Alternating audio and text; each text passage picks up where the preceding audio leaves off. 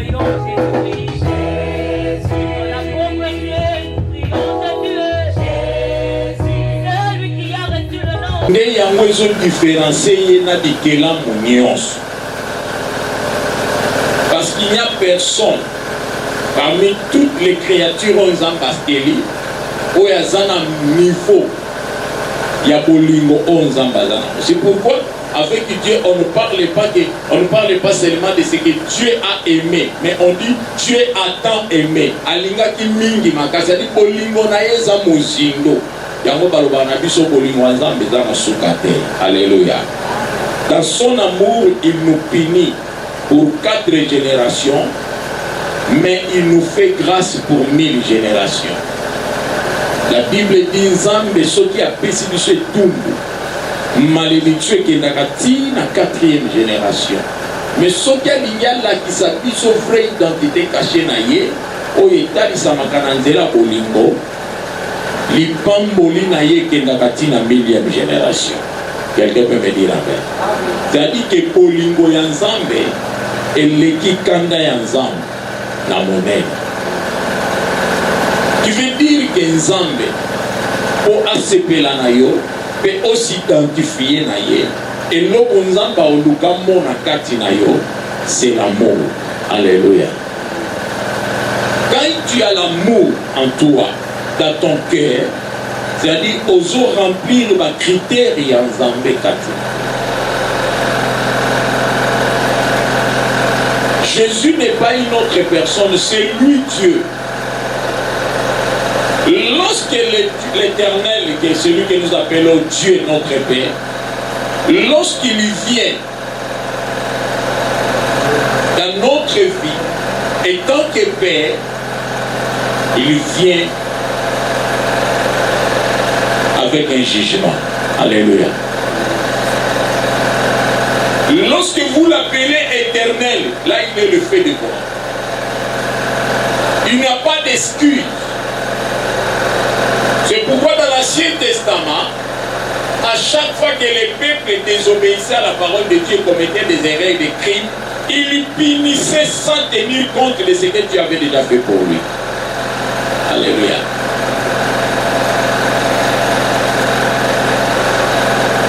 Voilà pourquoi dans l'Ancien Testament, vous allez trouver que Nakata Bondima Kalezana Bamboke Pelaki Moto. Na gondima ya kala oto benga dans l'Ancien Testament boka maye koma mokili mobimba etikaka 8 personnes en vie. Là c'est l'Éternel Dieu, l'invisible, celui qui n'a ni début ni commencement. C'est pourquoi dans Exode chapitre 34 il s'appelle un Dieu jaloux et plein de colère. Alléluia. C'est là où il dit ma colère, lorsque ça se soulève, ça se lève, ça se révèle, c'est comme un feu dévorant. Alors, étant que Père, il ne pouvait pas épargner l'homme. Étant qu'Éternel, il ne pouvait pas épargner l'homme. C'est pourquoi lorsque l'homme avait commis ces crimes, avait trahi Dieu, Dieu automatiquement l'avait puni et l'avait jugé, condamné sur place. Et la condamnation de Dieu et pesaka. Comment appeler ça?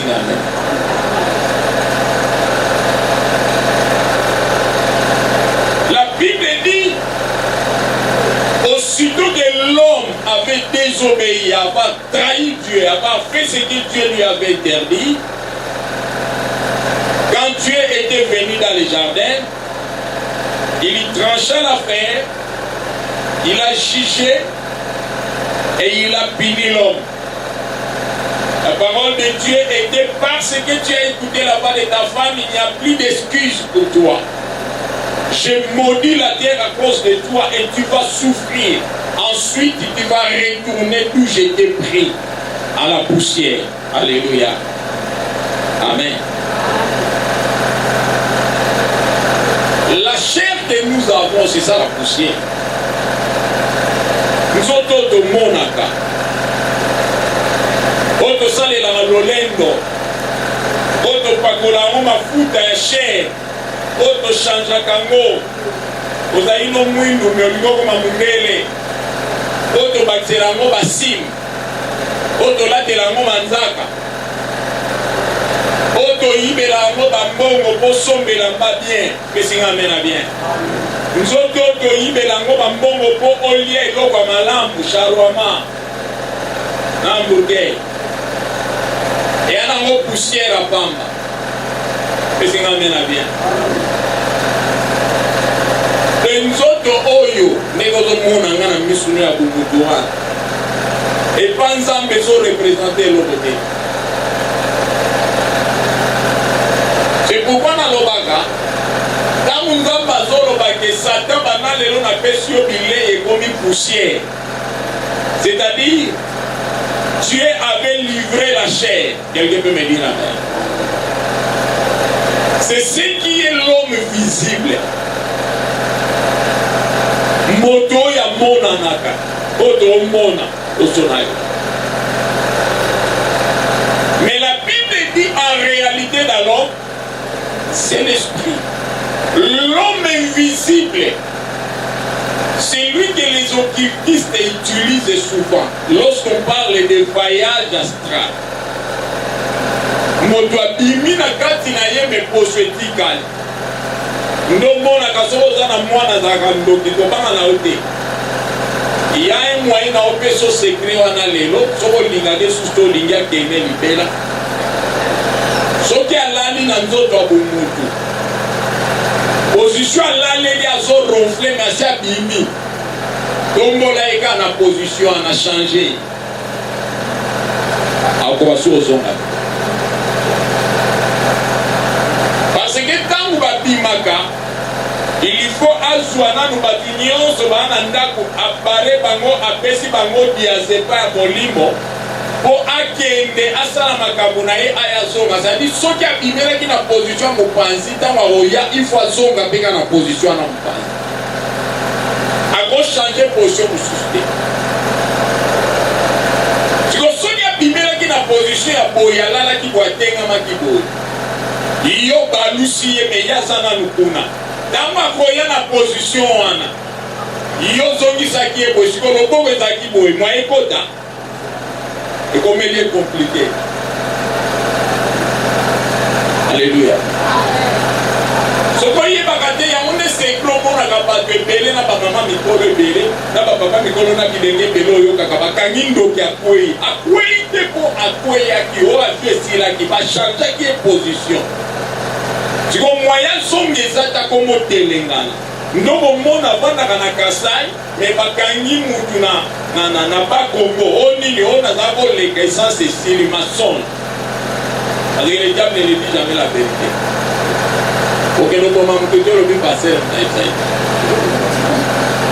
esinga amena bien nga nasala baexpérience wana mingi soko lingi soko yebi azali kendenga lelo yebisa ye soko bimi na ochange opposition omonika ntango oningana osunga ye mokala nalali te mosusu omona bato olikosani aza ekenge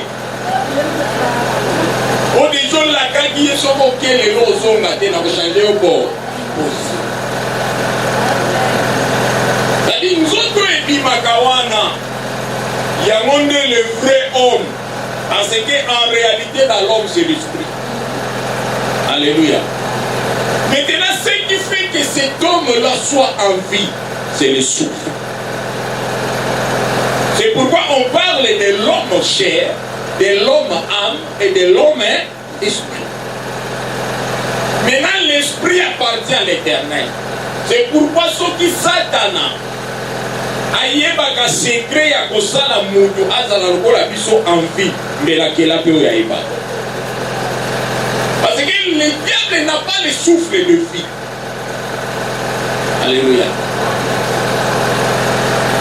Le diable en lui il n'a pas le souffle de vie.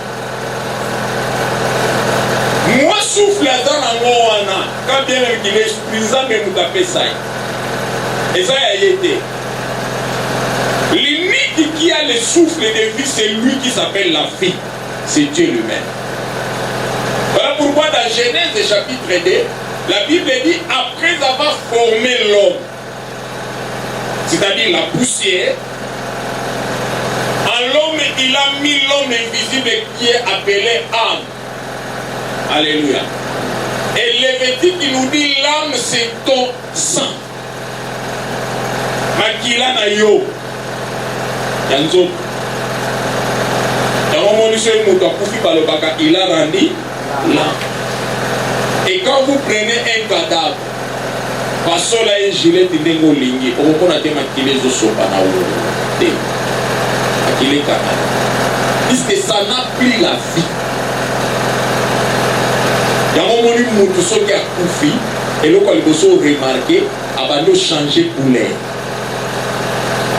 Makile kangani, makile za suna chaleur te, makile zo circuler le sous-souté. Et là, quand il s'agit de makile circuler le sous-souté, c'est l'absence du souffle de vie qui appartient à Dieu. Alléluia. Voilà pourquoi dans Genèse chapitre 2, la Bible dit, après avoir les créé, dans chapitre 1 plutôt, après avoir créé l'homme, le 6e jour, il les créa l'homme et la femme, après si par mon forme autosali, il a pris sa bouche, Dieu a pris sa bouche.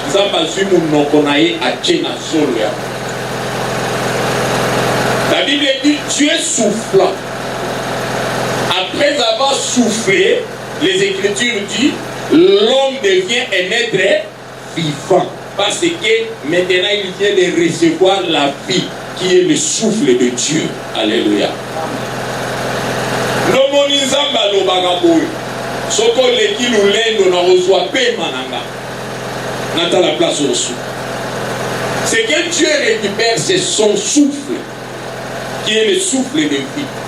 Mais quant à l'homme invisible, l'âme, c'est ce qui va dans les lieux de repos ou dans les lieux de tourment. L'esprit qui est le souffle de Dieu n'entre pas dans ces séjours-là. Ils ont répondu.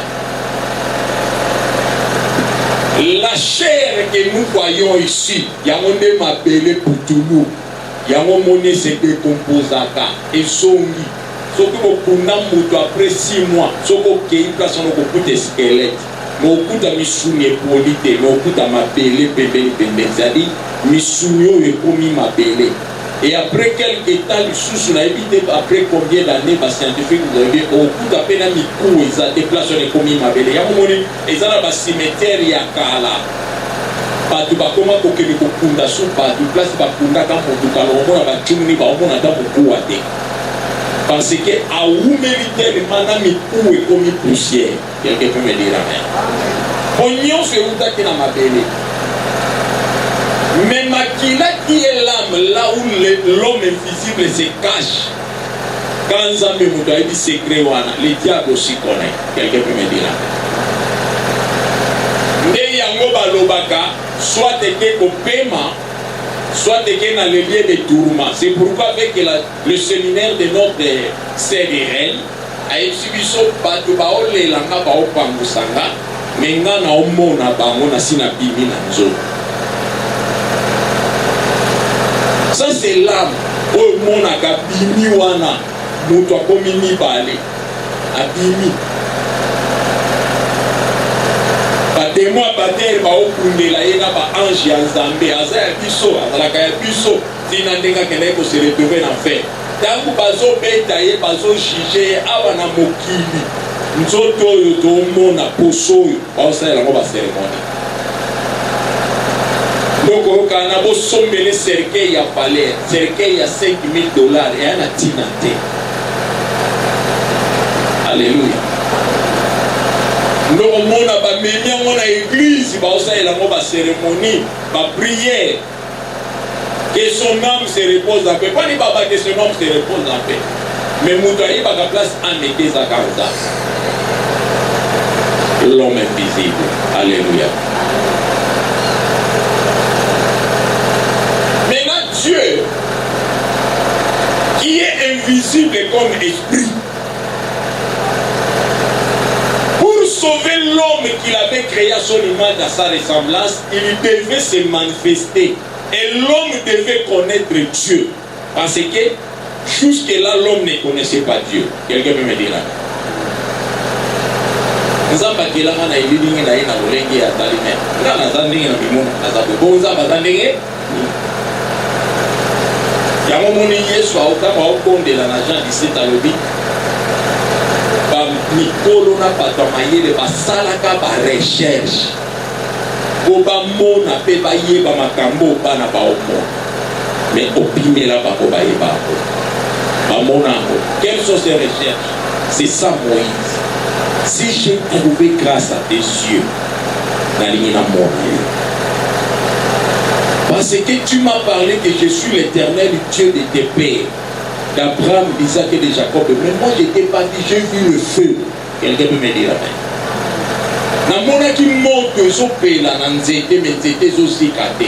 Mais la voix que j'avais entendue me disait, je suis le Dieu de ton père, de tes pères, le Dieu d'Abraham, d'Isaac. Mais je ne te connais pas, je ne t'ai jamais vu. Qui es-tu? Je veux te voir. Et Dieu lui dit, personne ne peut me voir et vivre. Alléluia. Personne ne peut me voir et vivre.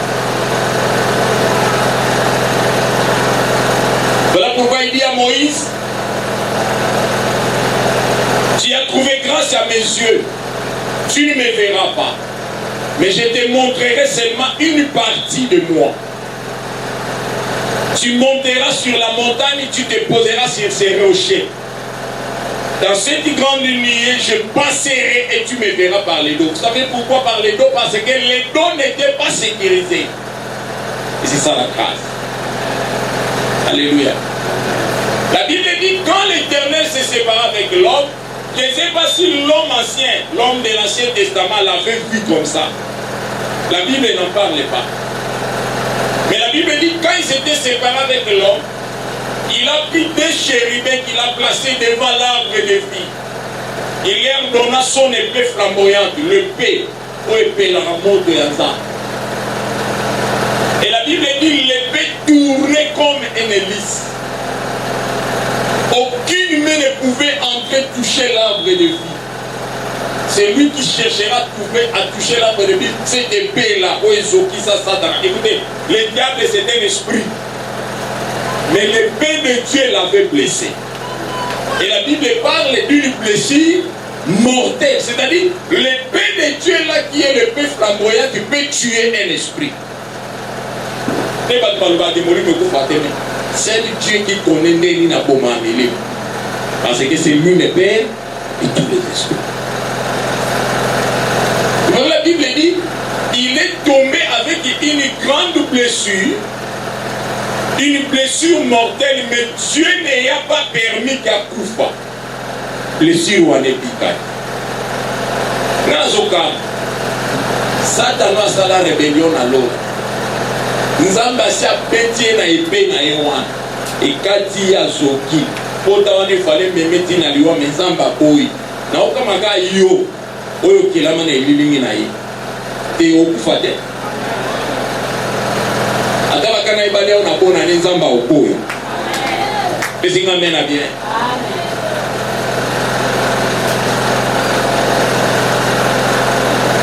Alors Dieu savait ce qu'il est en train de faire. Il savait que si je passe par le devant, je dois respecter mes paroles.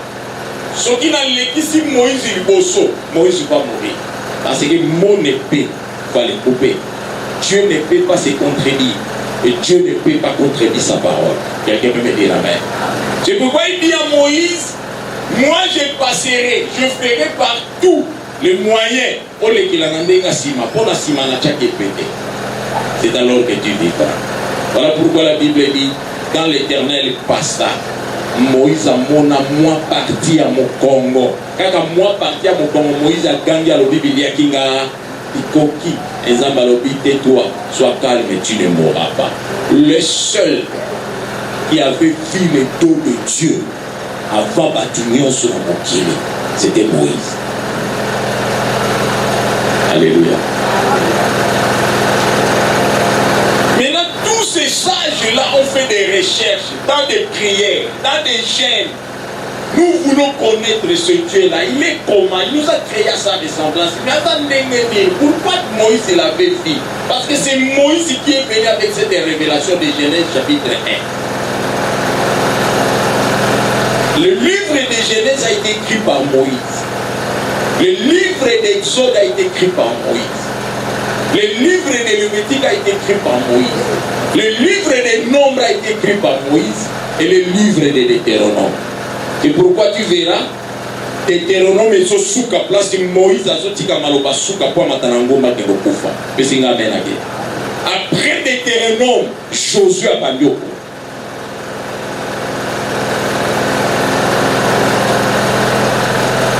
Pourquoi 5 livres? Parce que Moïse, dans son parcours, dans sa marche avec Dieu, il avait les 5 ministères en lui.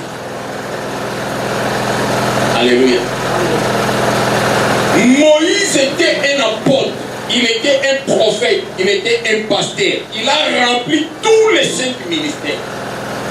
C'est pourquoi si vous voulez connaître les rôles de chaque ministère, si vous lisez les 5 livres, vous allez comprendre les rôles de tous les. Genèse, ça c'est le domaine. Et ça, domaine et apostolat. Tout le monde peut s'y amener bien. Pour faire ça. Parce que dans Genèse, il y a un ça makambo. Exode, ça c'est la prophétie.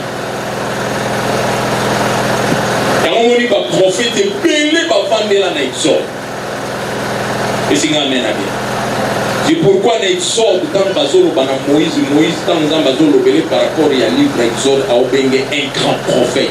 C'est pourquoi dans Bazolo, Tingaye par Pharaon, le dit, toi tu seras pour moi un prophète. Quelqu'un peut me dire amen. Devant Aaron et le peuple, tu seras un Dieu. Mais moi, pour moi, tu es un prophète que j'ai envoyé. C'est pourquoi livre Exode et Fandiming ici le mystère prophétique. Et quand vous venez dans le Lévitique, ça c'est le pastorat. Tout le monde peut s'y amener. Et c'est ça le véritable Jésus-Christ quand il est venu. C'est pourquoi on parle de Moïse comme l'ombre de Jésus. C'est pourquoi Moïse, quand il est mère, il dit, le Seigneur vous suscitera un autre prophète comme moi. Alléluia. Parmi tous les prophètes, il n'y a que Moïse qui avait prononcé cette parole. Il vous suscitera un grand prophète. Il sera comme moi. Mais lui, il est plus grand que moi. Amen. Maintenant, l'homme ne pouvait plus voir Dieu. L'homme ne connaissait plus Dieu. L'homme ne savait pas qui est Dieu. Il est comment.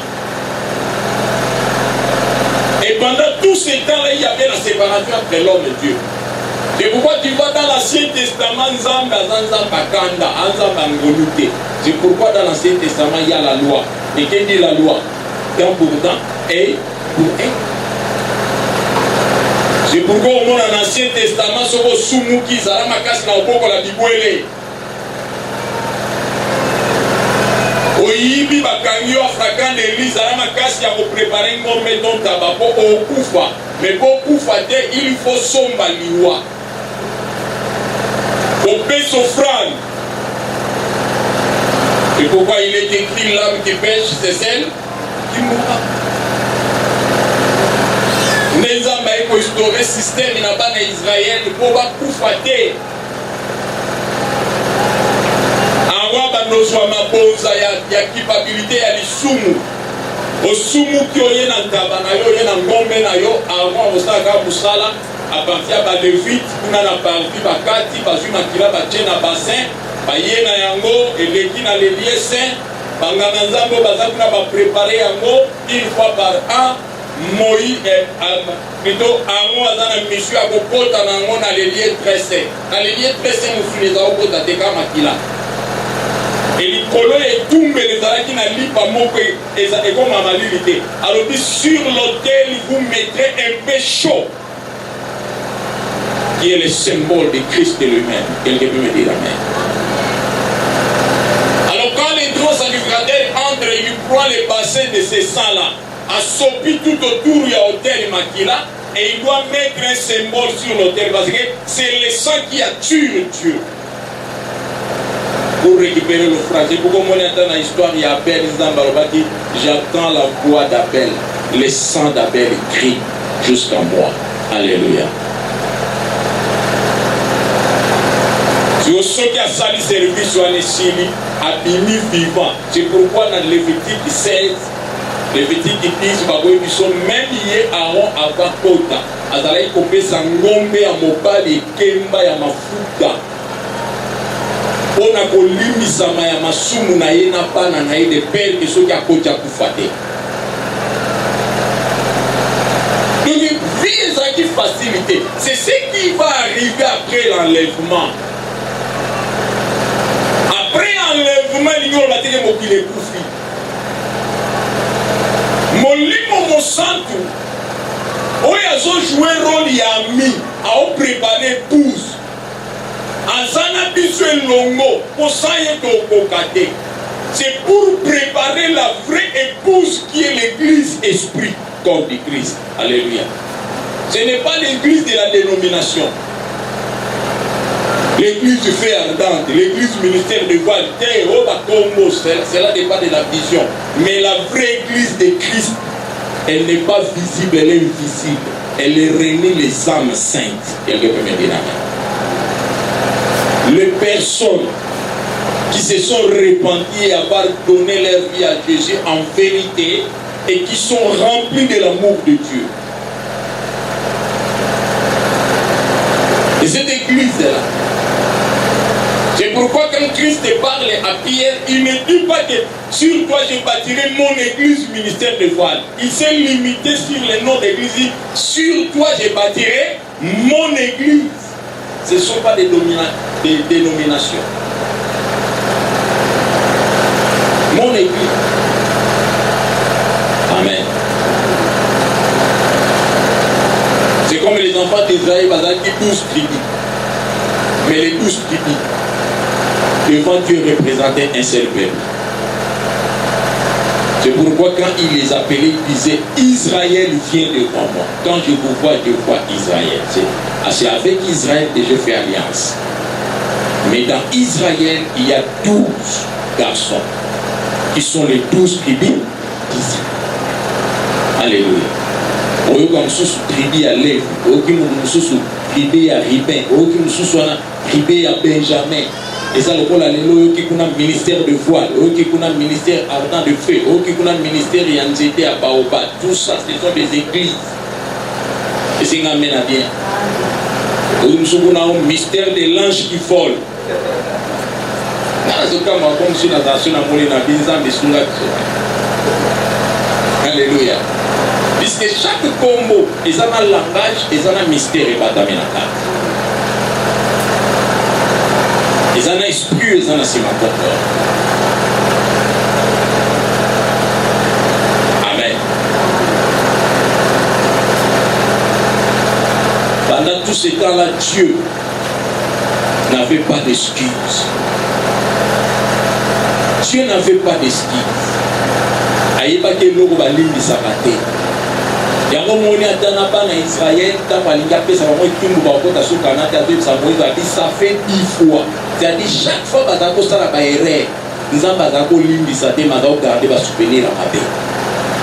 Le jour à ko se rappeler na ngonyo 70 yako grâce à susu. Abina ko limbi sa lisusu te plus que ça fait 10 fois ba provoquer nga. Ça fait 10 fois ba sali ba bêtise. Nazokanga motema na okanga motema mais lokola bakomi na 10 patience na ngai comme na suka babeza lisusu te ba okufa muta okota suka na asate. C'est pourquoi tu verras à l'époque même Moïse n'a pas dit Cana l'Éternel. Mais quand tu pries c'est fait de dire l'Éternel d'accord. C'est créé na oyebisa yo salela Yesu dit c'est ma paix. Notre Père. Alléluia. Dieu notre Père. Quand tu l'appelles papa, tu as papa. Amen. Moi, je n'ai pas cela qui perd. Tu as papa. Comme papa. Comme les gens qui papa.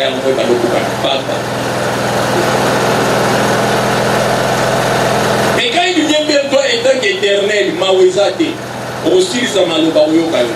bien.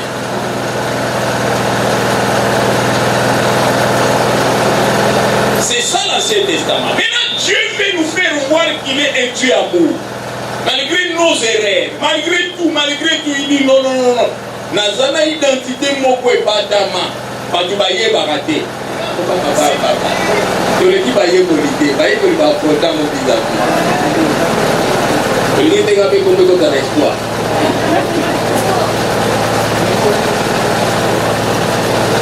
Alléluia. Et je disais que l'Éternel Dieu, il est le chef suprême de toutes les armées, visibles et invisibles.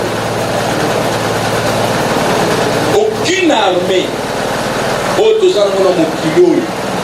et qu'on fait face à non.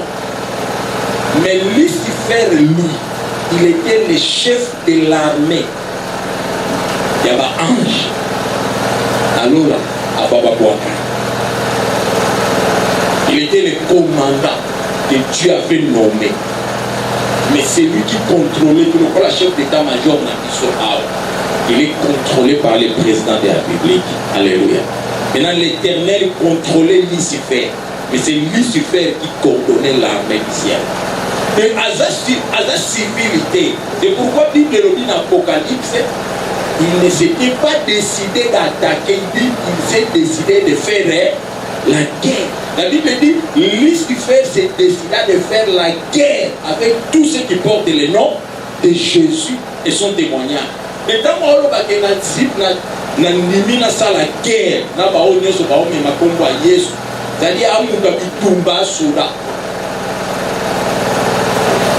c'est pourquoi Paul, dans la révélation, dit nous n'avons pas combattre contre la chair ni le sang, mais c'est contre les esprits méchants, l'armée rouge, du diable, le royaume de Perse. Alléluia.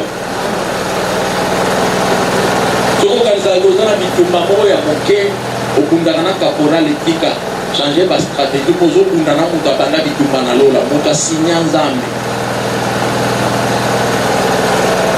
Lucifer, c'est commando à signer ensemble.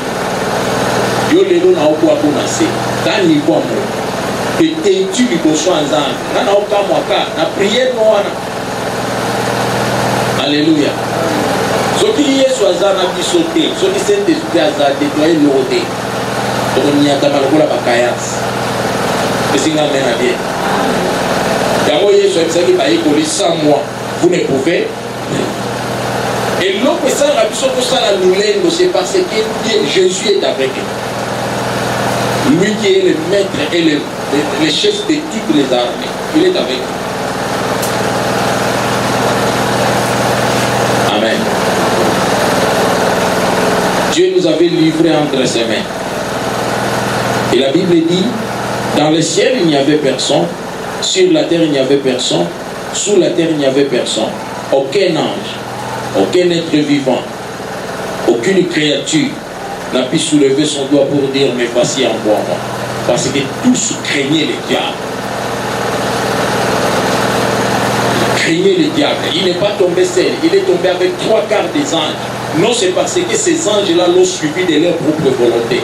Apocalypse 12 est révélé que je dis, bah ange wana ba koya na été pour bango mo ba yaki volontairement ba bi satan biso to poni to kelete. Bible lobi azwa bango na makas. Il veut dire l'Apocalypse, la Bible dit quand on l'avait jeté par terre, il n'est pas tombé seul, mais Moukila naïe. La Bible parle que la queue du dragon entraîna. Mais c'est un bien. Moukila naïe et même 3/4 ya ba ange ba kitina de la mort. Moukila naïe. Et ba ange alors va se retrouver 3/4 naïe ba kitina de la mort pour le canal.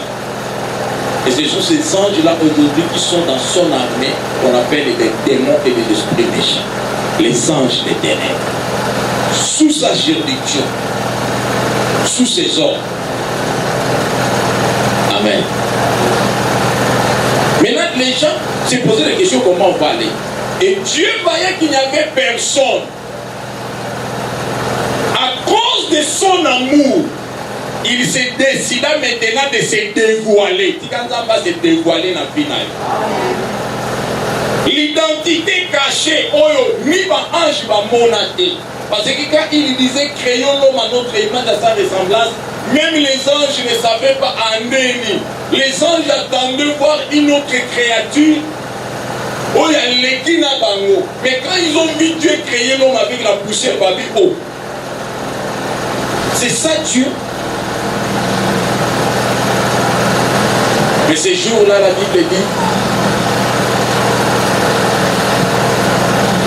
un ange, un vieillard, parmi les 24 vieillards, un vieillard dit à Jean, ne t'en fais pas. Il y a quelqu'un qui va vous libérer. Quelqu'un peut me dire amen. Il s'appelle le lion de la tribu. Là, il se réfère toujours au Père. Le Dieu de colère, le feu dévorant. Lui, quand il vient, banzete zokwe. Alléluia.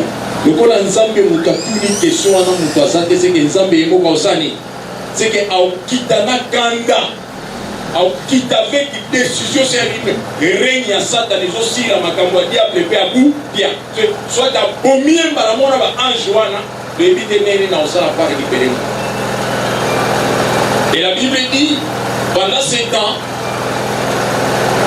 l'ange regardait sur le trône. L'être vivant lui dit, tu verras un lion de la tribu de Juda. Et Jean regardait pour voir les lions. Au lieu qu'il y ait la présence des lions, Jean nous révèle, il dit, j'ai vu un agneau. Mais c'est quand même bien. Or, un agneau n'attaque pas. Un agneau ne combatte pas. Un agneau, il est doux. Il est calme. Il ne venge pas. L'amour de Dieu. Mais ça n'amène à qui? Vieillard à l'objet, voici les lions de la tribu. Nani a mosoki a moni lion au télé.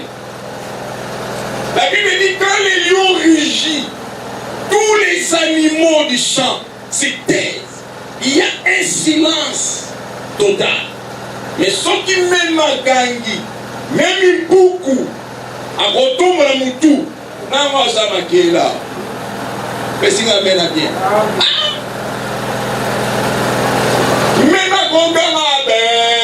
Beaucoup de gens voient problème. Lion, Nabangano na mai bakota kanasiana. Agangeli, aliga bomanani, aliga lianana, aliga kanga. Pourquoi le vieillard dit voici les lions? C'est l'identité au baye bénizan. Mais ça n'amène go. Pendant que là, jusque là, identité au baye bénizan en moi.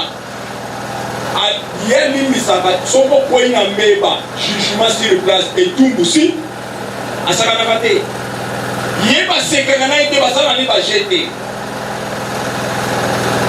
Dans la moto, il y a mon élapace pendant 1000 ans, à quelle appelle ça est forme, à ta qu'on a forme, on a été, à il s'habille sur la quelle mouton est ligne en live.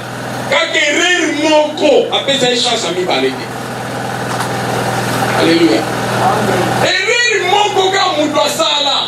Aliam Moumo a petit ça qui a liaté, appelle ça une deuxième chance, c'était, Malamoko Toum. Ça c'était Lyon.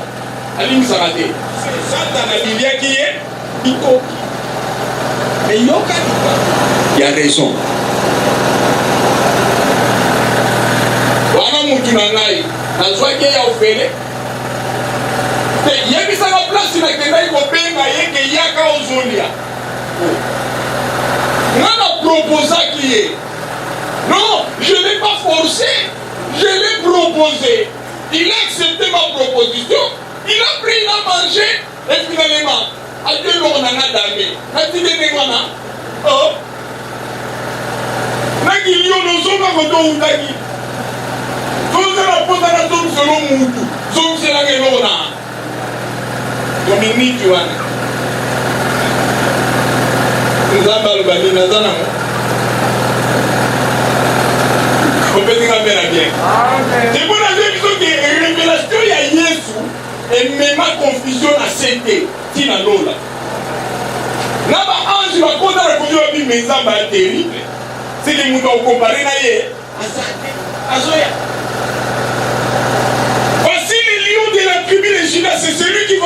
livré. Chance au talamon à l'yot à la même. Donc la même à gang en été. Et puis même à Oazoya.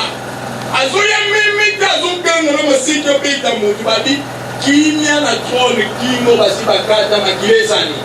Et tanga. Yeah. J'entends mais non, moi on m'a parlé de lion. Ce que je vois là, c'est bien un lion. Mais comment un lion peut affronter un dragon? Mais c'est quand même bien. Mais, un dragon.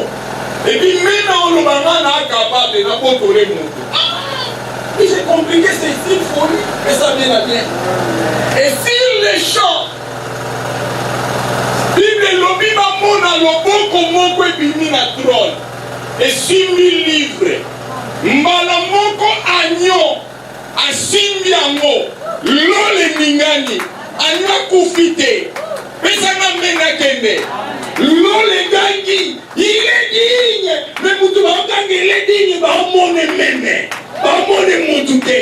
Il est digne de recevoir nos louanges. Oh, la louange appartient à l'Éternel. Nos adorations, on adore que Dieu. Oh, personne m'amène bien.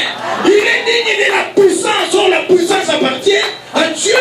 C'est lui qui est le tout-puissant. Non, la Bible dit, tous les anges fassent par terre. Alléluia. Amen. C'est ça la révélation des rites et Boaz. Il vient une fois par an. Lui ne supporte pas les bêtises. Il ne pardonne pas. Il ne supporte pas les personnes qui sont sales ou maudites. Mais moi, je peux supporter. Mais la question, il doit me tourner sur chaussée. Ce qui a Pessinga sa partenaire, j'ai pris tout son pouvoir. Mais ça m'amène à bien. J'ai son zèle. Là, je peux te prendre. Malgré ta malédiction, je vais changer cela en bénédiction. Là, Dieu est libre de son pouvoir. Mais ça m'amène à Québec. Bible lobby pendant ce temps, l'eau ne continue à fête. Awana mokili. Mystère mususu ezoleka. Yo ka mystère eleka na lola. Ange Gabriel lobby ngongango écoute. Et voici celui qu'on ne voit pas mais qu'on attend sa voix. Il dit à l'ange, maintenant va sur la terre. Tu vas trouver une femme. Elle est vierge. Elle s'appelle Marie. Et lui ceci. Tu deviendras enceinte. Au bout d'un même été. Au bout d'un lionté. Au bout d'un mouton. Mouton n'est pas le père. On l'appellera fils. Or quand on est fils, on est plein de quoi? De compassion, plein d'amour. Il y a un moment où ceux qui papa au pétan décollé mon sous. Moi na komina mao. Papa ko quitter. Papa ko pété tiers nini. Papa tika ye kaka. Mwana azota la bolingo bo mwana. Mais papa dans sa colère. Asala ma bifona pita papa. Osio pété koki.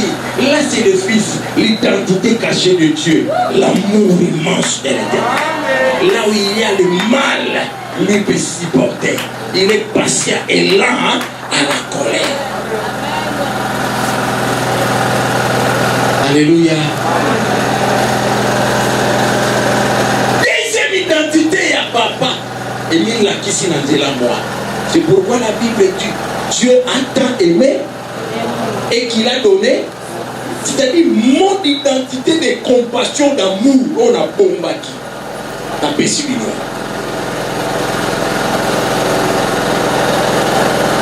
C'est ça la vraie identité de Dieu. Alléluia. Lisons Matthieu chapitre 22.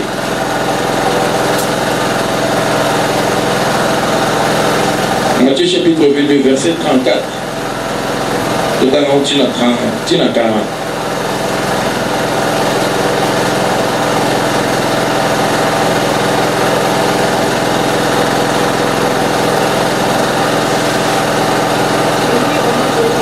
Amen. Quelqu'un qui a maîtrisé la loi de Moïse. Alléluia. Parce que dans la loi de Moïse, ils ne connaissent pas le vrai amour. C'est pourquoi dans la loi de Moïse, n'est pas un musulman à vendre. Et pour eux, temps pour temps. Il y a un moment musulman qui a dit qu'il y a des lois qui sont des lois. Peut-être que les lois qui sont des lois qui sont des lois. Dans le Ghana, quand on a trésor à l'Ouganda, amen. Imam. Peut-être que l'imam est déjà du premier handicap pour 500 francs au béni du coma. Donc, on va y aller des skis. Les chrétiens au moins y bailler. Ah, désolé, les chrétiens ont un problème. Donc, tout qui n'a pas de capital n'a quoi y n'a. La terre a un regret dans mon tête. Yo! Ça va foutre au cas. Et si lui déjà, musulman dit, on lit à monter, que le monde en a fou. Qu'est-ce qu'il y a à dire? Liam bon en total, fou le béton, les bilons à fou. Comment on va avoir la loi? Parce qu'ils n'ont pas le Saint-Esprit. Alléluia. Ces docteurs qui connaissaient bien la loi, la Bible dit, ils ont tout naillé sous question pour attenter, attendre. Par rapport à Yoki, sous côté, il y a bien un cambrier sur ça. Lui qui était capable de trouver un homme qui souffrait pendant 38 ans à cause de son propre péché. Mais à pique ici quand même. Les docteurs de leur habité, ils sont tombés là, ils sont nés Moïse à combien à Kibiso. Ceux qui m'ont dit comme à répondre à l'issue, il faut fouta, il faut ngombe, toi y a même cérémonie ça la mabaya na makila wana tina le lieu très saint si manango ya limbi sa mapika mais oya ye mutapie ngombe te l'autre lève-toi prends ton lit et marche et l'équilibre bango abi mutoto mon éclair ndo moni ba eba bi pesa biso mopeko ya suka o eza ya monene leki mipeko nyonso. Or quand ils posèrent la question, ils ne savaient pas que nous sommes en train de poser la question non à une créature mais à un créateur. Et quand ils posèrent la question, ils posaient à Dieu. Ce n'était plus le Dieu éternel de l'Ancien Testament, c'était le Dieu le Fils plein d'amour et de compassion. C'est pourquoi Jean et Lobi, la parole s'est faite chair. Et la parole a habité parmi les hommes. C'est-à-dire, Nzambo na epande la zalaki liloba alati nzoto aye avandi place moko na bato akelaki na elelenge na. Ça c'est l'identité cachée de Dieu. Quelqu'un peut me dire amen. Mais identité moi ni identité à bolingo. Neye so ebisa lobi mobeko eleki mibeko nyonso mpe ezosangisa accomplir yango nde ezoko accomplir mibeko nyonso ya nzambe eza na moka moko ya pasi te eza bolingo. Soki olingi nzambe na motema no mobimba okokisi mibeko nyonso ekoki. Eza susu na moko ezokende kobalana na ya liboso me ya liboso nde eza ya monene e accomplir mibeko nyonso oyo elandi ezokenda pepre linga moninga na yo ndenge.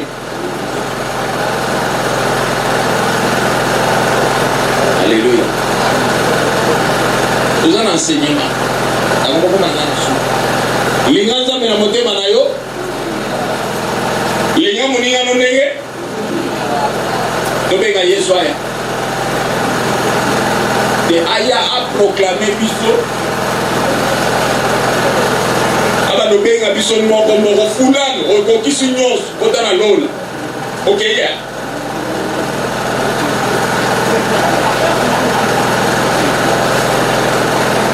et alors que tout ce que vous demanderez je le ferai kana za posana benga ya nae mais il dit yaka kaka biso na mese ne va être après yako zo toke donc kokisi nyonso tolinga yo na motema mobimba tolinga pe moninga ndenge biso to. C'est bien qu'on est carré, voilà. Ah, merci. Et la Bible dit celui qui est sincère, Dieu va le délivrer. Nous sommes dans la Bible. Celui qui avoue ses erreurs obtient. Il a dit de Tolibisa. C'est pourquoi dans les Sakayo, les Lobananza, mais sa Bible était. Bible est une partie. Jésus n'est pas la Bible. Jésus est la parole de Dieu. Alléluia. C'est pourquoi les Écritures dans Jean ne disent pas que Dieu s'est fait chair et il s'est manifesté dans les Écritures. C'est pourquoi Paul dit la lettre tue. Mais c'est l'Esprit qui vivifie. C'est l'Esprit qui donne la vie. Pourquoi l'Esprit donne la vie? Parce que c'est l'Esprit qui connaît la profondeur de Dieu. Et quand Christ est parti, il n'a pas dit que vous allez commencer à lire la Bible et dire aux gens, c'est ça Jésus, il lui dit ceci. Vous ne connaissez rien. Et vous ne savez même pas enseigner. Mais moi, quand j'irai, le Père vous enverra un esprit. Et cet esprit, quand il viendra, c'est lui qui enseignera. Vous ouvrez la bouche, mais c'est lui. Parce que vous connaissez en partie, mais lui connaît la profondeur. Voilà pourquoi les Écritures disent, c'est l'esprit qui sonne la profondeur de Dieu. Voilà. Madame Zamba au salle dans 15 ans. Kolimo mosanka sia yebakia. Yango mona ya émission na ndoto tala lobi ndenge kozala. Pour agir konta ki na mozindo ya Nzambe. Il y a certaines choses de ça mais la kayo. Na âge tombé na ndo. Ovanda ka eno ba ovele. Eno ko ndina sina monango. Ikamundi ina sina monango. Okoluka place monango ko yeba te. Eza makambo esalamaka ntango ozalaka ta mosusu na 6 mois. Mais molimo na yo enregistré. Alléluia. Parce que nous autres on est zalaka muke ezalaka na été comment expliquer ça. Oh azama kasite na makoleke mbite molimo kemba. Molimo. Allez moi na lokia 2 mois. Ya joué donc na libumu. Mais c'est lié à moi, on a les boumous, il y a 2 semaines, il y a 2 mois, mon lit, mon est déjà pas fait. Pour ça, on va jeter. Ah non, moi, ok, merci. Mais tout qui est bon, alléluia. Dans l'exemple, on peut se faire dans la Bible. Il soit bon terminé à minuit in. Balobisa banganga mikeke, ba mage. Quand on parle de mages, ce sont des grands magiciens. Quand on parle de mages, ce sont des grands magiciens. C'est-à-dire numéro ya souka, néo lelo to benga ba illuminati. Et puis Bible lobi bango basala ka ba itinda mike mikete. Aye ba ke azana $10,000 na ndako. Toluka tina mwana moko ayibi 100 francs tokange mbongo bango bazana tina na mote bango bana pose étoile na yo poso bazwi étoile na yo barécupérer nyonso yango babi bamage bango baza baspécialiste ya baétude ya étoile bango baétudiaka baétoile laba so bamoni na étoile ezobrille bawandi oluka barécupérer étoile pe bacapable ya kobloke étoile na yo baemprisonné yo kotokomi histoire esili. Mais moi, nous sommes dans minuit 2 minutes, par grand magicien. Tika moi, nous sommes mais par grand magicien, par couba na magie, par se déplacer. Pour pas qu'il ne soit l'été, mais pour pas qu'il ne fou comme il a. Vous savez, par exemple, lui, mon petit jouet. C'est-à-dire, oh, le bébé n'a berceau, mais dans mon lit, mon grand maître. Il y a jeté. Et c'est un bien.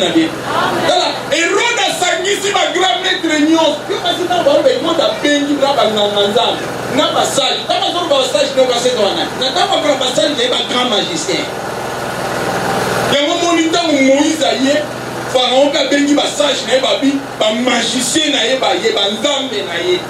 Moïse a yé, n'a pas de nzete. Ma robe a yé, n'a pas de nzete. N'a pas de bêta. Monde spirituel na monde spirituel. Comment naga? Azaki na nini oyo? Tango papa ba bonde na mama eke amonia welo moga ya ndengwa. Tango monia ya kana enveloppe pour les grâces ya 5,000 francs. Bon, à comprendre le nom que les gars quitté.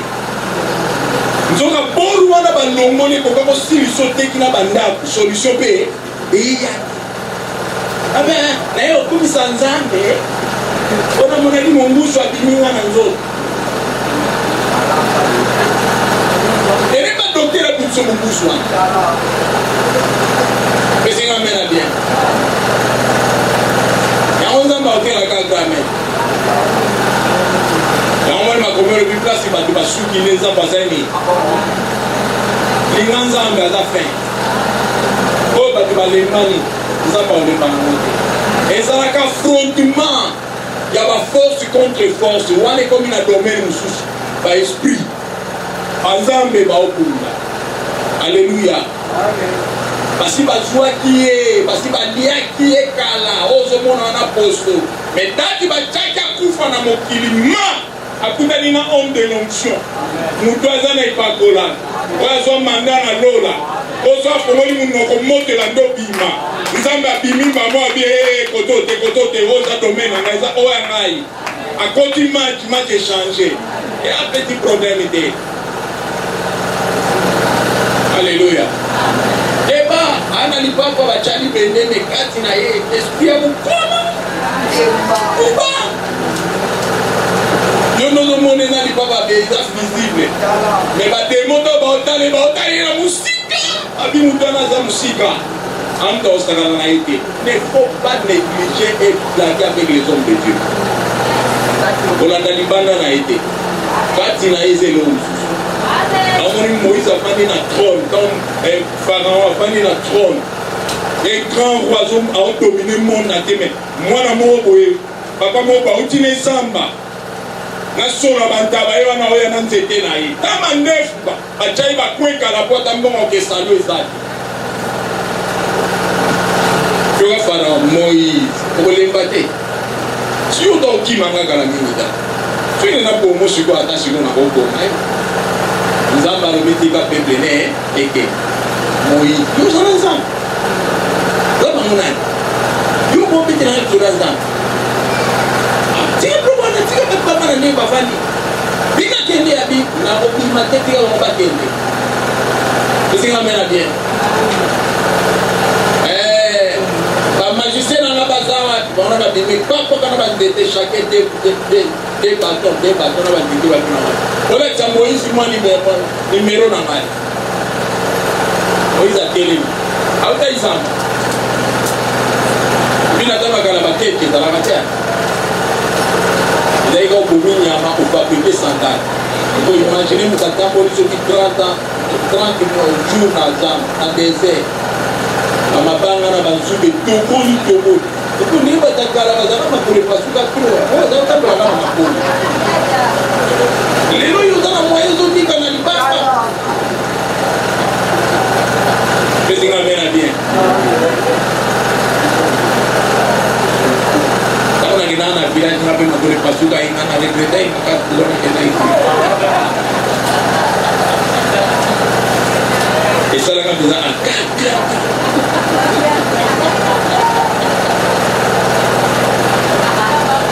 ntango nasoki mpe abarekipere ngai oyo oyebaka te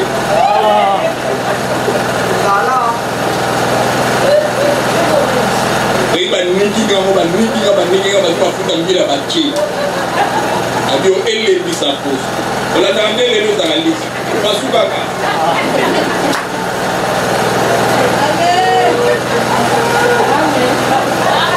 edenge oyo epasukelaki tongo bokotoka mai na se maboyo matana yango ta mosu bakolo ngulu nde bavia batakala wana yo lelo oza bien mpo na Yesu yango kolinga Yesu mingi alleluya lepona omoni nzambe azokisa bana Israele obi botamboli na désert estce makolo epasuki te natuna soki nzambe ayebaki teke na ntango wana bato makolo eza kopasuka alinga atuna bango ndenge wana abi estce makolo na bino epasuki o te estce sapato na bino esilaki o te c'est parce que nabatelaki bino amen amoki pan oyi mpe aoseka na makolo na yana sandale na esembi ebiama na nsima nazoseke mpo aza roi ye bayebisi Aron Tana nzete wana ana Farao azotala ya idika Moïse akala nzoka Moïse wa siko ya suko oyeba te oya siko akomi nzambe. Il y a un esprit en lui et ça supérieur à l'esprit ma baignance. C'est pourquoi Jésus dit je vous ai donné le pouvoir. Tu as ma péché. Quand on a bébé mais bandangana ba madise ba on ensemble. Nous avons vu les doigts d'un grand roi. Nous ne sommes pas venus le visiter, mais nous venons l'adorer. Or Apocalypse 13 élobi, Satan a zozo batunion se peut adorer dragon. Mais ba grand magicien, ba poï ko adorer dragon. Parce que ba moni o ya plus que dragon. Mais na berceau, moi na ya jour moko. Mais na molimo, ancien des jours. Pour molimo ezaki katina ye, ezaki molimo ekela biloko nyonso. Pour mikosa katena âge, le koye ba o ebata. C'est pourquoi na émission ni bande kosaka. Mais les deux identités sont dangereuses. Et ça l'âme et l'esprit. Et il y a agité. Et il y a taïté. Et il y a pémonité. Quand ça me motive bien. Alléluia.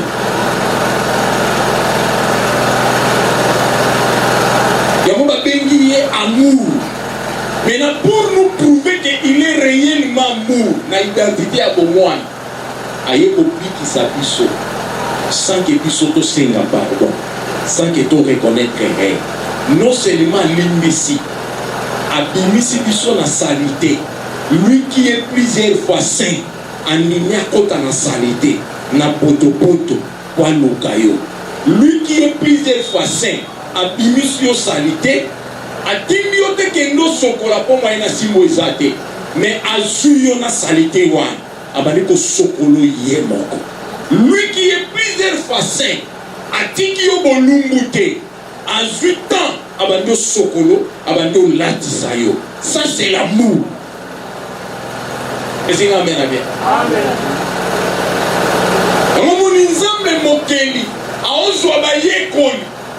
Une personne comme Pierre née dans une malédiction au transforme bengaka molili na koufe sangani ne forme à malédiction à bal. Mais l'Éternel il le prend. Enfant il y a eu déjà le polo à Pierre à tchango na ba genou na ye. Abandu nika. Bazo nika le polo wa. Oya kela ni polo na se. Pesa na mena bien. Ma polo on nika za âme te. Eza esprit te. Aonika makolo ya poso ya nzoto oyo eza poussière ya pamba. Il prend ça abandi ko nika yango abandi ko pesa yango sens abandi olongola banzube abandi olongola ba malédiction abandi olongola ba condamnation na ba limitation nyonso batiaka ona makolo wana ke yo Pierre oza na famille moko maudite okoke musika te. J'accepte d'enlever cela. Yo koko bongate, j'accepte d'enlever cela. Zeli ya kindoki, na ndimi na longola yango na supporter solo ya kindoki. Parce que je suis amour. Mettez la biso batule. Pour une petite chose, vous avez gagné le côté. Nous avons entendu que na ye tito kokende lola. Nana ito koloba na liboso ya ye. N'importe nini au fond. Il n'y a pas de rapport. Et c'est quand même bien. Ailleurs, l'église. Bonjour. Bonjour. Tu as sauté pour là. Oui, que l'on connaît. Et il y a des questions échappatoires. Azotu na zokeli. Poisa na mutu moko. Poya sola na ye. Aobete kaka. Aosala moa. Et puis le souga na maba di roko. Calme. Mais c'est quand même bien. Dans la Bible, il y a 5 000. 1 Corinthiens chapitre 15. 1 13, dans le psaume. Pendant le verset 1, dans la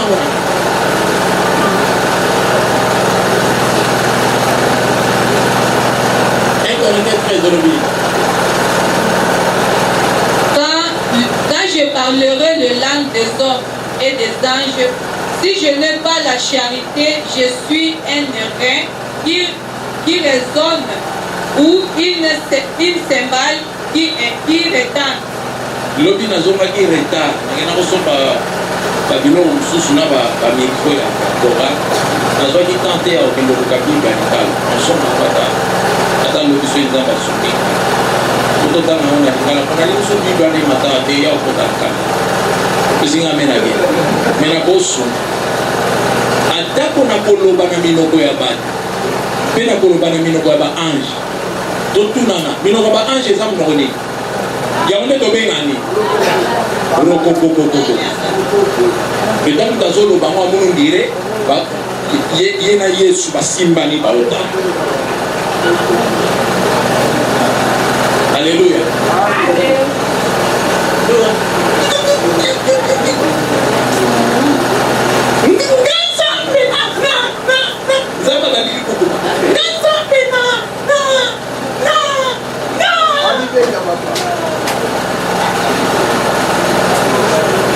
Moïse ayebisi Nzambe naza na likukuma na okende ndenge réponse Nzambe ezali nga nde nakomisaka bato likukuma nga mpe nalobisaka so Nzambe andimi aboyaki yango kuta epa Moïse ayeka epa na yo olobaka bien ekomi turi ya koteli yo abandi likukuma aveglema boye pourquoi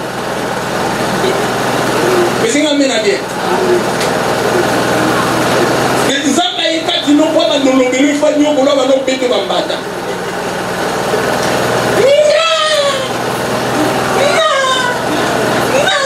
wana babi omondoka nani. Quand Dieu parle depuis Genèse qui Apocalypse, il parle comme l'homme. Comment il peut parler? Parce qu'il va bien. Dans la Genèse, dans l'Exode, qui es-tu? Je suis le Dieu de tes pères, le Dieu d'Abraham, d'Isaac et de Jacob. Je t'envoie. Va dire à Pharaon de laisser aller. Et c'est lui, pas que c'est lui. Nous avons dit que c'est lui.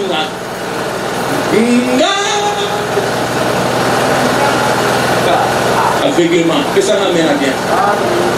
Tout cas, comme on lit le simbio au bambana, il y a la personne en prophétie tout cas. Nous avons pas vous connaîtrez la vérité, la vérité. Et puis sur le moment, on n'a pas bateau babicola. Oye jamais ko bandolo banonde kana lokabo. So ke molimo simbi molimo fo bando pambe na se. Molimo ememie na gauche, ememie na droite. Wana kumusala mapoko lokola ndeke. Auto kimudina na maya zo kula mai. Ala bandi ko sakola siko. Ani limo. Dieu parle comme un homme parce qu'il a créé l'homme à son image à sa ressemblance. Tu ne t'attends pas quand il parle. Alléluia.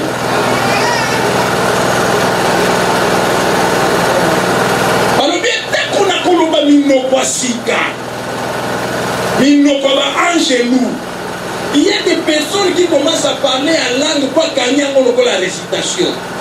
Parce que pasteur en Nigeria soit solo en langue pour comprendre les montées. Ça c'est l'anglais. Tu vois, il y a des lingala, il y a l'anglais, il y a langue et les kelo.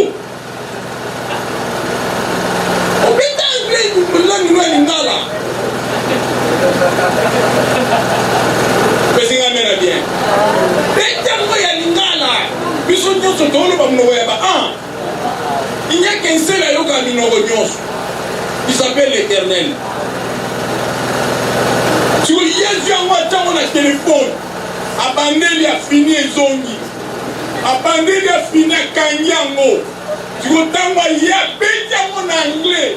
Bon moi je vais te poser quelque chose. On dit possible. Oh, alors répétez le wakanga. Quand quelqu'un parle la langue, il y a des fois lui-même il n'a pas le contrôle de ce qu'il dit. Parce que c'est l'esprit qui prie. C'est l'esprit qui parle. Mais si on bien. Et maintenant, on a comme la dimension sous. Il est comme quelqu'un qui vole dans les airs. Au tel la même altitude, on peut changer. Alléluia. Si tu as encore. Rotekabasakara Yanda. Oh, Ozora na langue d'Ozotarabi. Tu n'as pas été Saint-Esprit, mais mon Bible et toi, mais mon alone. Puisque tu commences à faire des choses, mais les deux choses que tu fais, conducteur dans Wezaka Moukoumok, c'est le Saint-Esprit. C'est l'Esprit qui nous aide à parler à langue. Langage à ange, c'est le Saint-Esprit qui nous montre et qui nous décortique la parole de Dieu. Maintenant, quand tu lis la parole de Dieu, il doit focaliser tes pensées, t'amener dans la profondeur, pas selon révélation. Au même moment où on balan, au même moment où on tang, on lit comme ça, tu peux comme on dit, on ben dans la poche, on est qu'elle. Mais mon doigt enseigné, tu as dit que ma camarade de mon enfant n'a pas et à cause du sika. Comment on met ma vie sur la dimension intimidation. Que c'est un bien. Intimidation. Alléluia. Qui est dans le bas langue, il va rester dans le bas langue. Parce que surtout quand on va dans le bas langue. Amen. Il y a un moment où on va tourner la vie au langue par le pied de la bisoté. Mon tour bino bokanga bobomaka alaka ki biso ozo.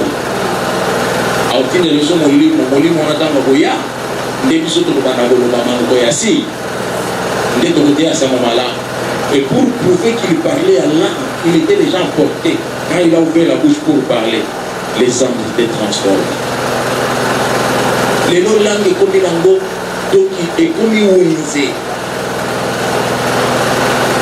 Or que ça langage mon y a pas ange. Il n'y a que Dieu qui comprend cela. Alléluia.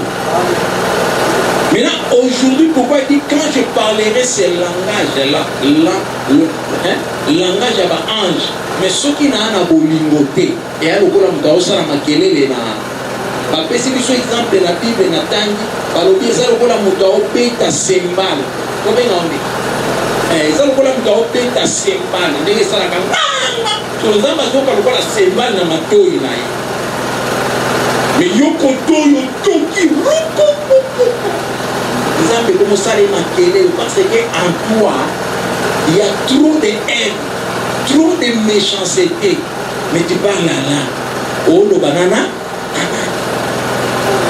Continuez maman.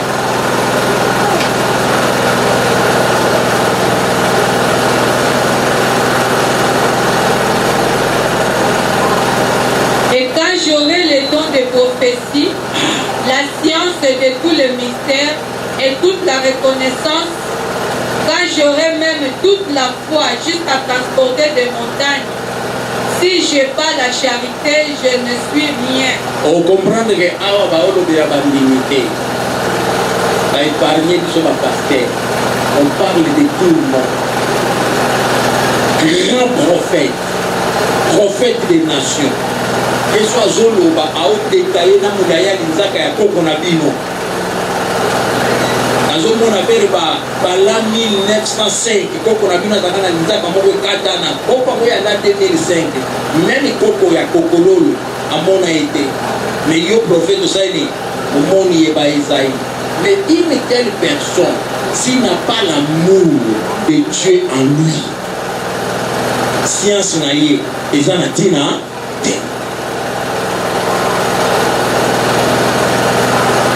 Ce qu'on peut dire, on a 13. Il y a un des autres ça, tu aimeras Dieu de tout. Et tu aimeras ton prochain. Mais nos trahisons, ils ont 5 sur 5, 24 sur 24, parce qu'il n'y a pas l'amour. Papa moni moi si na moi si la kepine papa moni nyama na mu. Ya mo moni ta korone ye e pomi mingi tuna. Mais tala kate.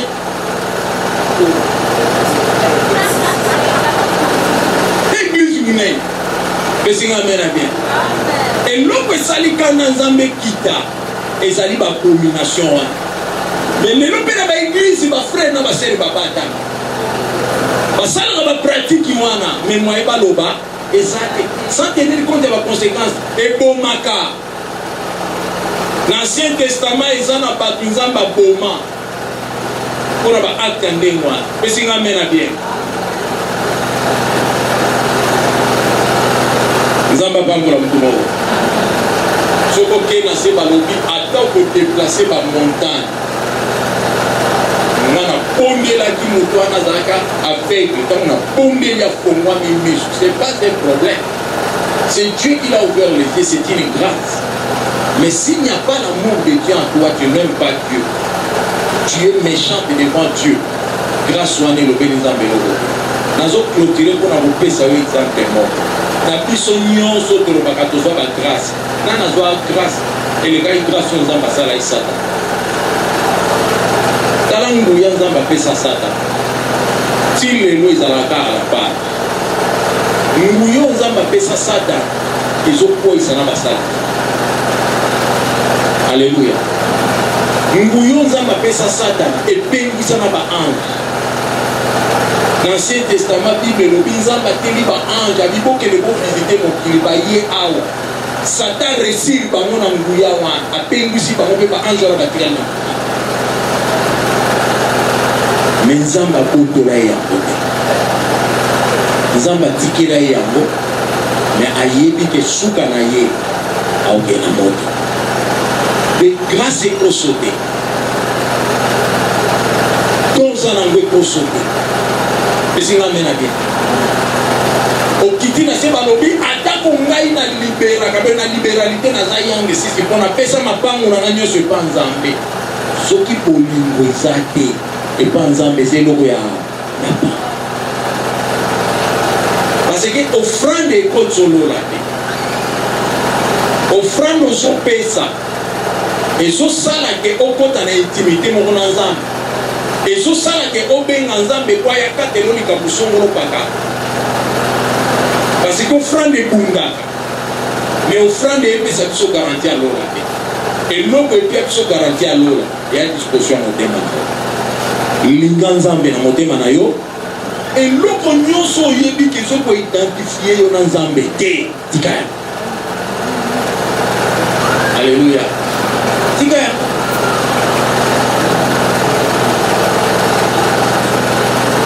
C'est pourquoi par le biso, pour me constater ceux qui bolingo ezate, pour me constater.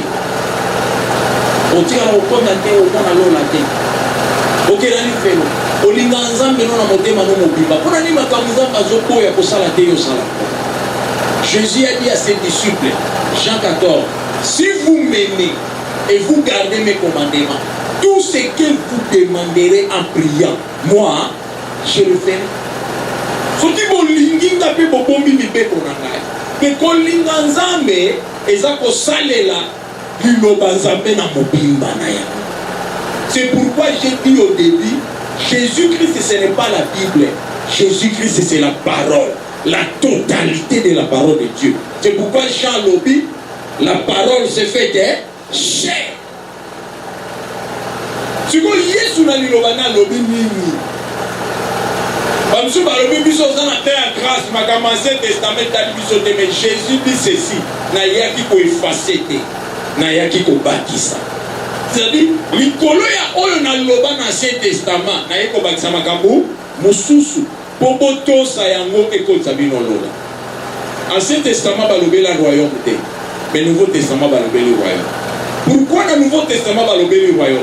C'est parce que Christ, qui est Dieu, qui est invisible, s'est manifesté en chair et en os à cause de son amour. Cet amour-là qui est immense nous a donné l'accès. C'est pourquoi Yesu pour la kisabolimo wana na ikolusu akufa na mudamasu. Babaka Yesu na ba ange te. Babaka Yesu na ba sancté. Balobi ye na katikati, na gauche brigand, na droite brigand. Maintenant regarde les deux brigands. L'autre brigand qui se méconduit, azaka orgueilleux, yandimaka erreur te, yalingaka nzambe asalele bolamu me yalingi nzambe tasalela nzambe makambo malamu te. Méchant. Soki ya solo eza yo limwisanga na kitao na sima yo bokita tokei na biso ayiko continue vie nanga. Mais voilà celui qui avait un cœur repentant. Bible lobi alobi boye, je souffre à cause de mes erreurs, je souffre à cause de mes péchés. Si je meurs, je l'accepte parce que je me suis mal méconnu. Mais je connais une seule chose, tu es amour. Si j'ai trouvé grâce à tes yeux, les jours où tu reviendras, le premier homme qui est entré dans le royaume n'est pas un chrétien. Le premier homme qui est entré dans le royaume n'est pas un saint. C'est un pécheur, un brigand. Christ dit aujourd'hui même. Ça, c'est l'amour de Dieu. Tu seras avec moi dans le paradis. C'est comme ça, ça. Comme ça, le paradis. C'est brigand est dans le paradis. Il est entré dans le paradis. Qu'est-ce qui a fait qu'il y a quoi dans l'eau là? Un cœur sincère, un cœur repentant. Aujourd'hui, les chrétiens, nous n'avons pas ce cœur sincère. Nous sommes toujours dans l'offensive. C'est ça l'homme dans les jardins. Au sali bo epona nini? Et l'on dit dans sali. Mais conscience ces gens là qui agir mal, et ça réaction c'est présent en bête.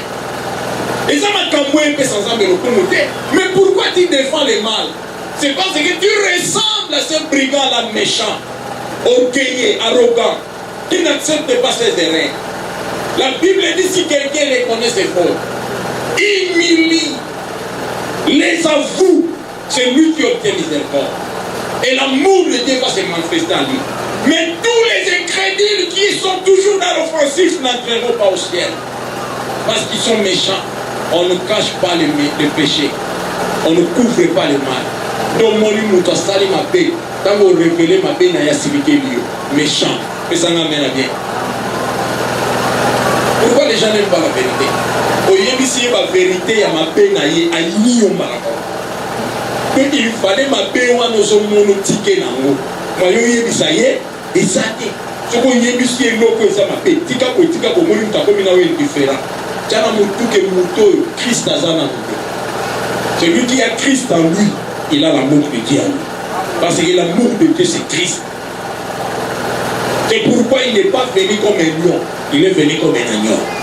À cause de son amour, Bible lobi ba o me maye ba ke loko maye, mais amiti qui loko la même ba o ke na boucherie pour basani ba ko maye. Asamba te, mais tala biso lelo bata mokili to samba na tombo, to samba na midi, to samba na pop. Zaka défense offensive, défense offensive. Nous devons défendre les sous. Il y a comme avocat. On a dit que l'avocat va s'appeler la kata mouillée. On m'a dit à longue procès à mouillé. À ça, on peut faire. J'ai gagné les procès. Mais tu as défendu les volets. Mais c'est un bien. Maintenant, pour défendre les volets, pour les coupables, il faut utiliser la sorte. Alléluia.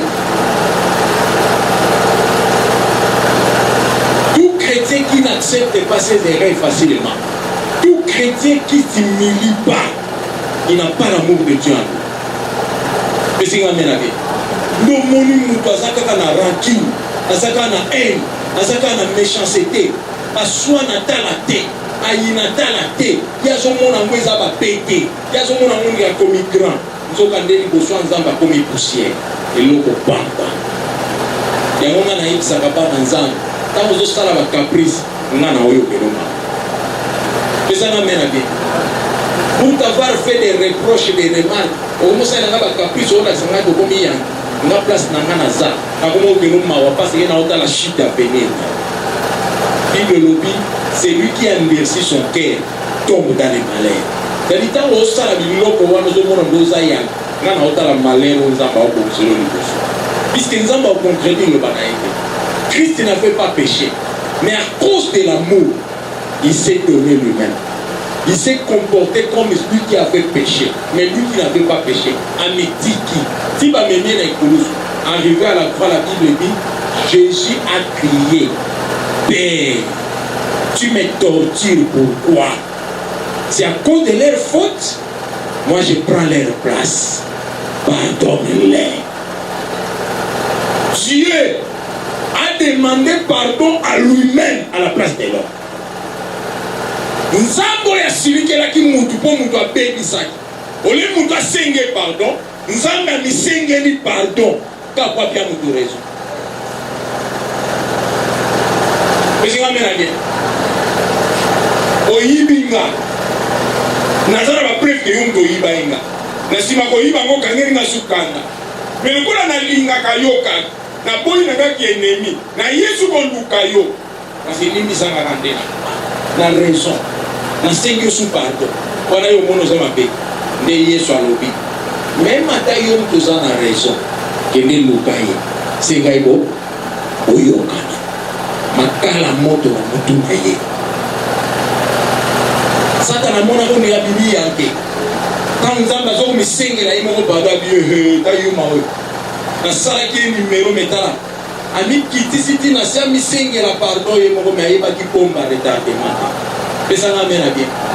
Suka na yango mopeko ya kufa effacé. Suka na yango mopeko ya malédiction effacé. Suka na yango mutu akangaki na prison abimarata saini. Otama zo ya pesa ngai mutu. Azana mbuma na ngai azwaki yango na ndenge. Mbuma na zani na ndenge. Azwaki yango ayaki pana na kuzaki yango. Mopeko na lobini. Soki mutu akusumoki ausani akufa. Ok, j'ai déjà pris sa place. J'ai demandé le pardon à sa place. Ce péché-là est déjà expié. Maintenant, tu libères l'homme. Et pourquoi il nous dit autant de serre à bébé? En réalité, c'est la chair qu'on voyait. Mais le vrai homme spirituel n'est pas mort.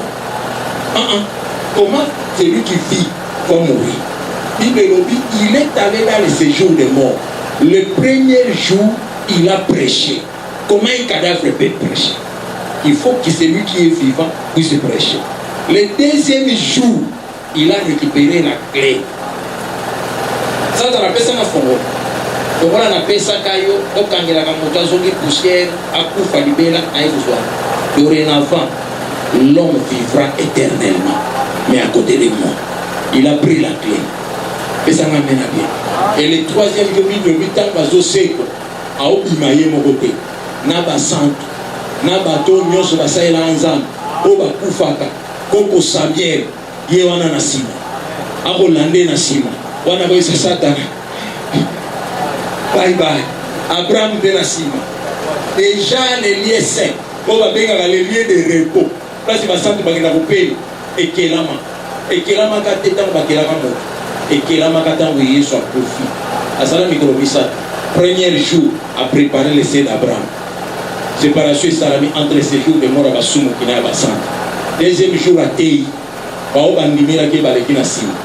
Pendant les histoires, il y a Exode 32. Wapi Moïse a télé ceux qui sont pour l'éternel derrière moi. Mais c'est un bien. Troisième jour, à Juif Fongol, à Fongol, tout le monde à la Kélélé. Babino sur ma bimina et l'oro. Binonion sur beaucoup dans la serre Abraham Open. Torture à bout, souffrance à bout. Bozana kimia timu kona oya ozo bino toke de longo. Ba o nyonso ba boyaki, ba onde ba souffrir. Siko yokewa. Tam ninga toya yokewa. Tuna inzoto sai la luleni. Okota na ngoloi. O era ba caprici msuto sala ke. O mimona kama kasi.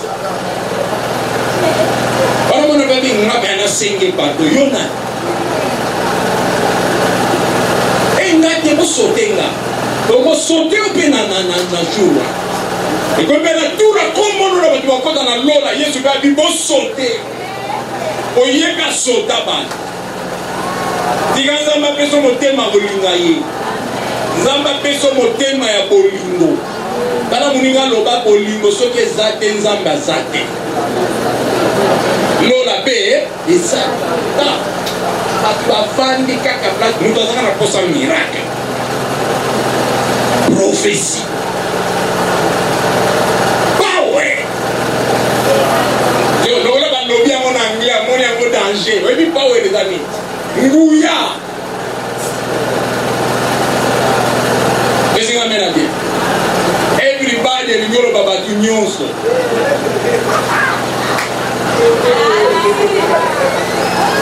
tina tala komona na yebe lobi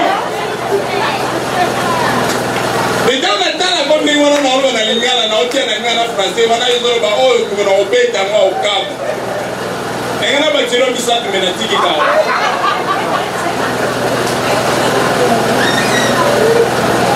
kola pambo ya mkimoko likanza me pardon mokili oyo tokoleka na biso tika na yo na sina silisiso na tokoleka pesinga mena bien mokili oyo tokosuka nango tosani tala mninga loba nzoto mkolo moko ekoma nango poussière me molema ngo ekokende wana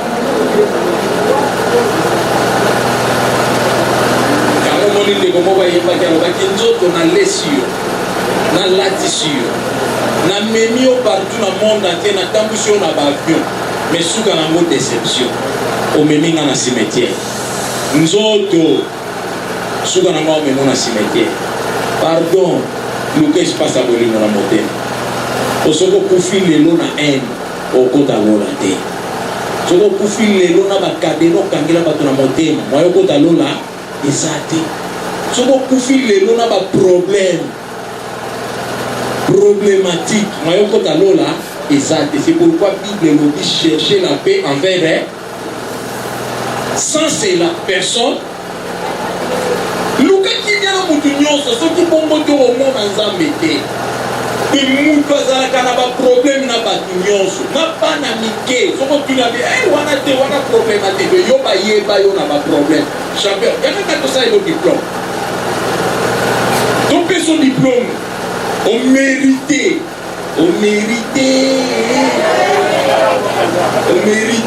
na yo sala na yo kozwa baproblème na bato omérite kola pambolelo